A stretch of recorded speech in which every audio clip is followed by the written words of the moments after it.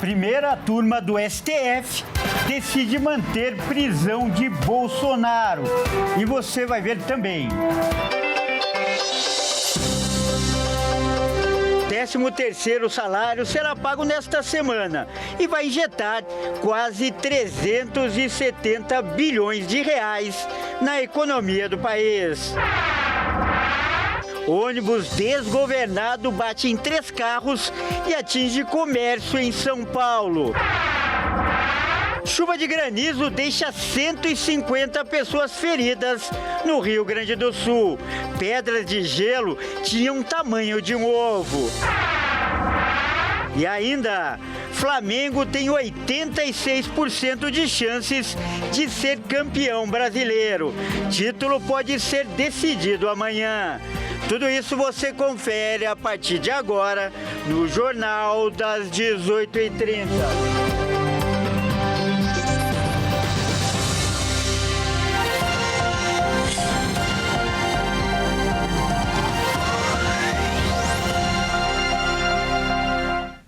Olá, seja muito bem-vindo. Nós estamos ao vivo. São 18h37 pelo horário de Brasília. Eu sou o Kleber Werneck e a partir de agora você confere comigo as principais notícias desta segunda-feira. Uma ótima semana para você. Olha, e hoje pela manhã a primeira turma do STF decidiu por unanimidade manter a prisão do ex-presidente Jair Bolsonaro. Vamos direto a Brasília com o repórter Bruno Tibério, que vai trazer as informações. Pois é, a primeira turma do Supremo Tribunal Federal manteve a prisão preventiva do ex-presidente Jair Bolsonaro. A decisão, ela confirma a ordem dada no sábado pelo ministro Alexandre de Moraes, que apontou o risco concreto de fuga e também ameaça à ordem pública. Bolsonaro foi preso na manhã deste último sábado e ele foi levado para a Superintendência da Polícia Federal aqui em Brasília. A medida, ela substituiu a prisão domiciliar que ele cumpria, inclusive, desde agosto. Segundo a Polícia Federal, o ex-presidente tentou violar a tornozeleira eletrônica durante a madrugada. A convocação de uma vigília feita pelo senador Flávio Bolsonaro no condomínio onde o ex-presidente mora também foi citada pelos investigadores como um ambiente propício para tentar aí dificultar a fiscalização e também facilitar uma eventual fuga do ex-presidente. Nesta segunda-feira, todos os ministros da primeira turma concordaram com o entendimento de Moraes. Com isso, Bolsonaro então permanece preso preventivamente. A prisão preventiva, ela não tem prazo determinado, ela permanece enquanto o Supremo ele entender que os motivos que justificaram a medida, elas continuam presentes. No caso específico de Bolsonaro, o STF avaliou que a proximidade do trânsito em julgado da ação da trama golpista aumenta ainda mais o risco dele de fuga. Essa fase, inclusive, marca o fim de todas as possibilidades de recursos e também o início da execução da pena, que é de 27 anos e 3 meses de prisão. A violação da tornozeleira também foi considerada um descumprimento de medida cautelar, o que, segundo a legislação penal, autoriza a conversão da prisão domiciliar em prisão preventiva. Pelas regras processuais, a prisão preventiva ela é revisada a cada 90 dias, mas pode ser mantida ou até mesmo revogada a qualquer momento, conforme novos elementos entrem no processo. Entre esses elementos está o registro de tentativa de rompimento da tornozeleira eletrônica, que é utilizada pelo ex-presidente. As investigações também apontaram que havia aí a possibilidade, então, de deslocamento de Jair Bolsonaro para embaixadas que estão localizadas na região onde Bolsonaro reside. Lembrando que a Polícia Federal já havia identificado discussões anteriores sobre um pedido de asilo em representações diplomáticas. O ministro, inclusive, mencionou a fuga recente de outros investigados ligados ao mesmo núcleo e também o risco de que uma estratégia semelhante fosse adotada. A ação penal da trama golpista ela está ligada, então, na fase final dos recursos. Os embargos de declaração foram apresentados, inclusive pela defesa de Jair Bolsonaro. Todas elas foram rejeitadas pela primeira turma. A partir da publicação dessa decisão, começou a contar então o prazo para novos embargos, que se encerra já nesta segunda-feira. As defesas ainda podem tentar os chamados embargos infringentes, só que esse tipo de recurso normalmente só é possível quando há ao menos 2 votos pela absolvição, o que não ocorreu no caso de Jair Bolsonaro. Quando não houver mais a possibilidade de recursos, aí sim o caso ele vai transitar em julgado. A partir desse momento, então, começa a execução da pena. Na prática, isso significa que a prisão preventiva vai deixar de existir e Bolsonaro passa então para o regime definido pela condenação. Volto com vocês no estúdio. E muitos trabalhadores começaram essa semana já pensando no 13º salário. O pagamento da primeira parcela acontece na sexta-feira e deve injetar quase 370 bilhões de reais na economia do país. Vamos ver com a Bárbara Benício. Os trabalhadores de carteira assinada podem aproveitar a Black Friday com mais dinheiro esse ano. Na sexta-feira, a primeira parcela do 13º deverá ser paga na maioria das empresas do país. Por lei, o pagamento do 10º deve ser feito até o dia 30 do penúltimo mês. Mas esse ano, dia 30 de novembro, cai um domingo. Por isso, os empregadores têm até sexta-feira, dia 28, para efetuar o pagamento na conta do empregado, que é o último dia útil bancário do mês. As empresas escolhem se preferem pagar o benefício em uma parcela ou 2. Independente da escolha, o dinheiro deve ser entregue até 20 de dezembro. A primeira parcela não tem descontos de imposto de renda e INSS. Aposentados e pensionistas do INSS também têm direito ao 13º, mas já receberam no primeiro semestre do ano. Antecipando o pagamento, os comerciantes podem dar início à temporada de compras de fim de ano com muita confiança. Esse ano, a estimativa é que o 13º salário injete quase 370 bilhões na economia do país. E assim, os trabalhadores podem terminar o ano com mais dinheiro no bolso. E como a gente viu aí na reportagem, essa semana também acontece a Black Friday, data que já virou tradição no comércio brasileiro. Mas é preciso ter muita atenção aos golpes. Só no ano passado o prejuízo foi de R$ 254 mil no Rio de Janeiro. O Anderson Nascimento vai contar agora os detalhes.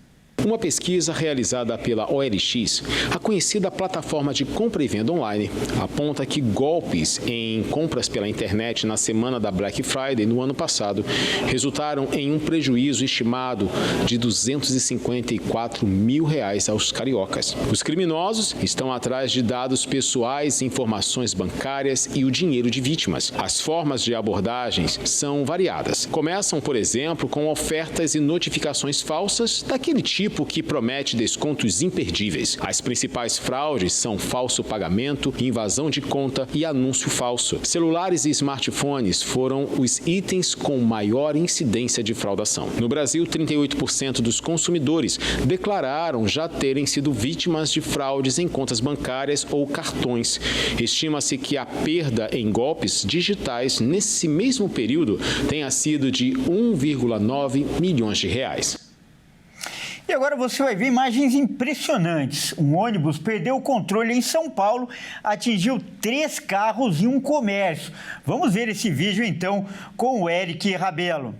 O acidente aconteceu por volta das 7 horas da manhã na zona norte de São Paulo. Câmeras de segurança registraram. O acidente aconteceu por volta das 7 horas da manhã na zona norte de São Paulo. Câmeras de segurança registraram momentos em que o micro-ônibus perdeu o controle na Estrada do Sabão, na Brasilândia, e atingiu outros carros e um comércio. Vamos ver as imagens. Na gravação, o veículo surge em alta velocidade e não consegue frear no cruzamento com a rua Domingos Veiga. Primeiro, ele acerta um poste de sinalização, depois bate nos carros e só para ao atingir a fachada de um estabelecimento. 5 pessoas ficaram feridas. 2 delas tiveram traumatismo e foram levadas ao Hospital do Mandaqui e ao Hospital Brasilândia. Entre as vítimas também está um adolescente de 16 anos. e também o motorista de 52 anos, que sofreu trauma no tórax. O micro-ônibus fazia a linha 9785/10, Vila Terezinha, metrô Barra Funda, que precisou ser desativado após a colisão.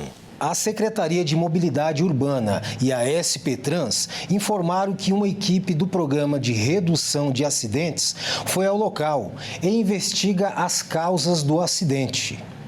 E veja a seguir, chuva de granizo deixa 150 pessoas feridas no Rio Grande do Sul.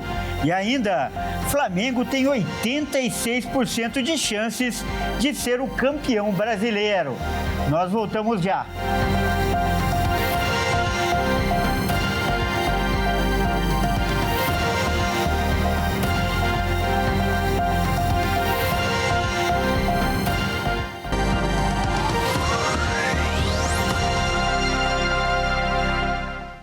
Mais uma vez, seja muito bem-vindo. Nós estamos de volta aí ao vivo. São 18 horas e 48 minutos pelo horário de Brasília. Olha, um temporal de granizo deixou 150 pessoas feridas no Rio Grande do Sul. Algumas pedras, inclusive, tinham o tamanho de ovos. Vamos ver com o Guilherme Souza.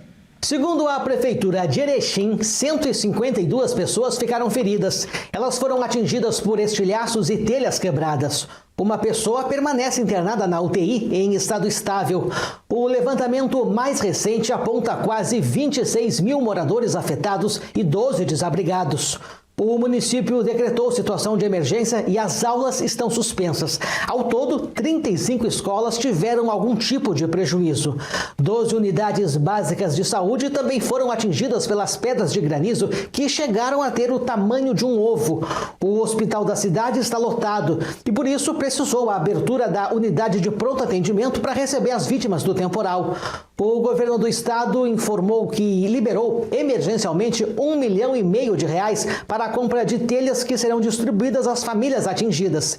Equipes da Defesa Civil Estadual estão atuando no atendimento e no levantamento dos danos. E ainda falando do tempo, em Santa Catarina, mais de 100 pessoas estão desalojadas e 360 residências registraram danos após a forte chuva que atingiu o estado.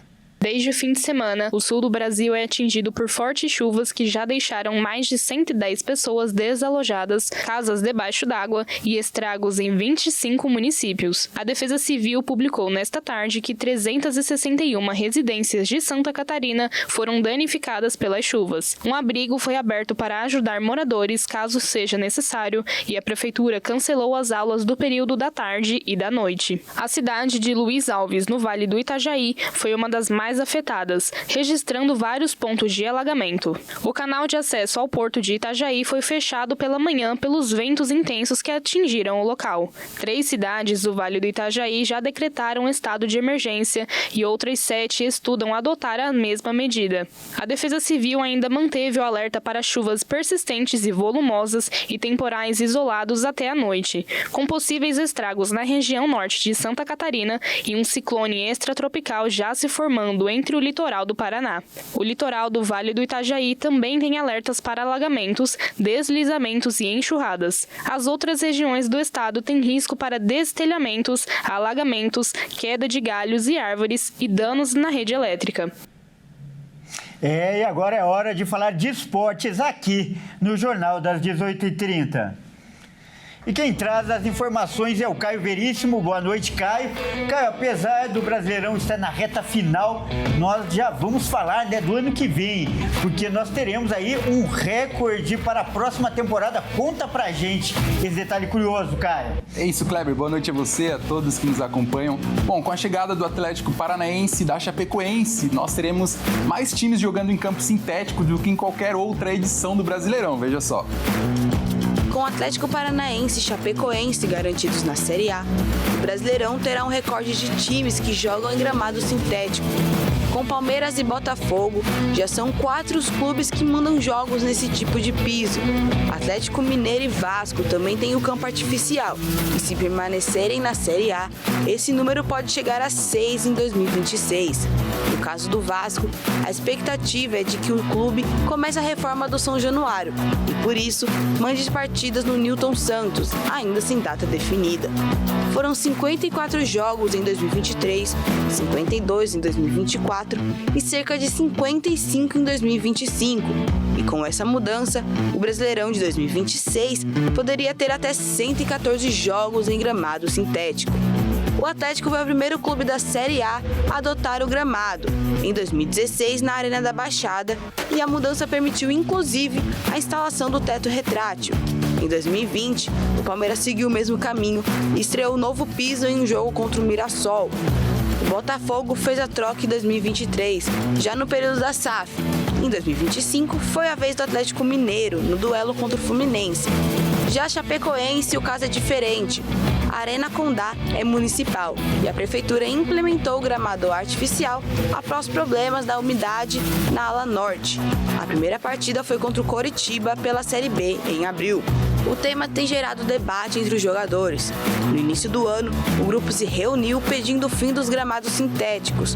Com o aumento de jogos nesse tipo de gramado, a discussão deve ganhar ainda mais força em 2026.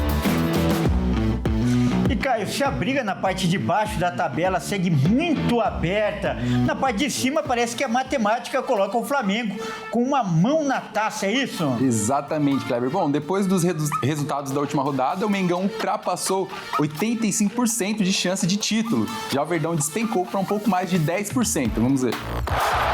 Faltam 3 rodadas para o fim do Campeonato Brasileiro e o Flamengo é líder absoluto.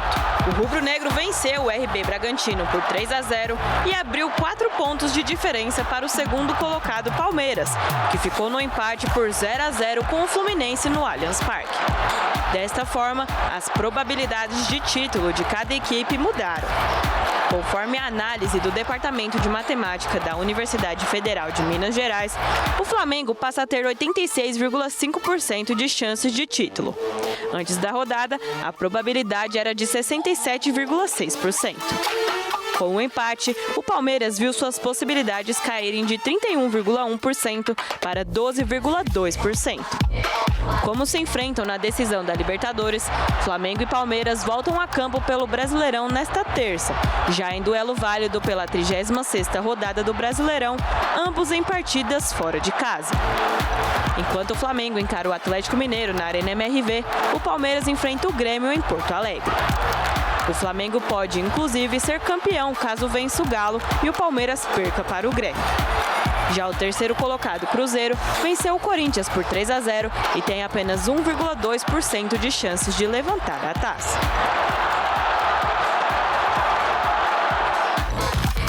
Caio, ainda falando dessa reta final de Brasileirão, hoje tem confronto direto de 2 times que lutam para fugir do Z4. Conta pra gente. Hoje é o famoso jogo de 6 pontos, Kleber. Internacional e Santos entram em campo muito pressionados para fugir da zona do rebaixamento. E para piorar, as equipes chegam com importantes desfalques. O Internacional recebe o Santos hoje no Beira-Rio e as duas equipes têm a difícil missão de se afastar da zona de rebaixamento. Faltando poucas rodadas para o fim da competição, o Inter está a 3 pontos do Z4 e conta com o apoio da sua torcida para conquistar os 3 pontos e subir na tabela. O Peixe está a 2 pontos do Vitória, que é o primeiro clube fora da zona. Além do perigo contra o rebaixamento, o treinador Ramon Dias também enfrenta 2 desfalques para a partida. O goleiro Ivan, que sofreu uma lesão na coxa esquerda e vai desfalcar o Colorado para o restante da temporada, e Luiz Otávio, que cumpre suspensão. Thiago Maia, que estava punido diante do Ceará na última rodada, será o titular da vaga. Já o Santos, comandado por Vojvoda, não vai contar com o craque Neymar Júnior. Com dores no joelho esquerdo, o camisa 10 foi preservado da viagem ao Rio Grande do Sul. O treinador também tem um desfalque do zagueiro Zé Ivaldo, suspenso pelo 3º cartão amarelo. É isso, Kleber. Fico por aqui. Uma boa noite a você e a todos que nos acompanham. Tá certo, Caio. Muito obrigado pelas informações. Ótima noite para você também. Bom, o Jornal das 18h30 também fica por aqui. Eu agradeço demais a sua companhia. Ótima noite e até amanhã.